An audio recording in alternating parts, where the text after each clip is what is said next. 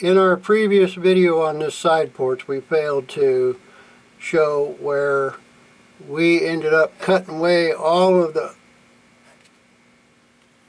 the rim joists and replacing it with our new stuff. Now runs all the way up to our 4x4 post extension that we created to transfer the weight of the porch roof down to the sill system.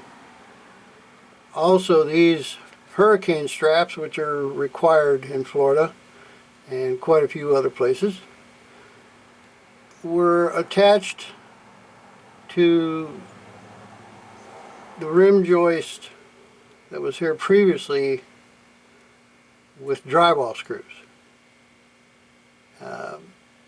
Code on these straps require that every hole be used with the proper fastener. That was not the case. There's a set of 2 at each end of this porch. And this is a perfect example why you don't use drywall screws outside. What we've done here is take some 1/2-inch pressure treated plywood and basically just cut it 3.5 by 3. The purpose of this is going to be to keep our 2x4 sill plate. Proud of the rim joist, so any water that collects underneath here, the bottom of the wall, the sill plate won't just be standing in that water. We cannot stress enough about protecting this lumber. We cannot stress strongly enough about the need to protect this lumber. You can't have too much weatherproofing. Our next step is going to be to demo this sponge wood all the way up to the top of the post. That will be done on both sides as well, all the way to the top of the post.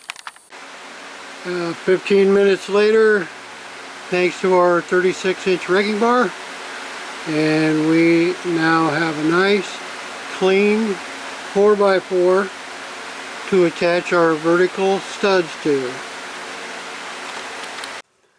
We'd like to talk for a moment about the trim boards we pulled off this house. It's a finger jointed MDF product, and what happens is they never treated the ends, never painted them, never primed them. Water that runs down this trim soaks into the bottom of the trim, swells up, and basically just falls off, and this continues on until there's nothing left to do but replace all of it. If you have this product on your home and are not yet experiencing problems with it, plan ahead, because you will. You can see here where some of this trim has already been cut off and basically replaced with a like material. This is all probably going to end up getting PVC. So all of this trim will eventually be replaced either with a pressure treated product or with PVC. The sill plate of our 2x4 wall is going to get fastened to the rim joist with spacks 1/4 by 4 inch flag screws.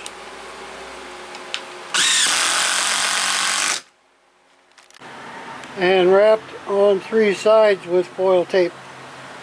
Being mindful not to close up our air gap.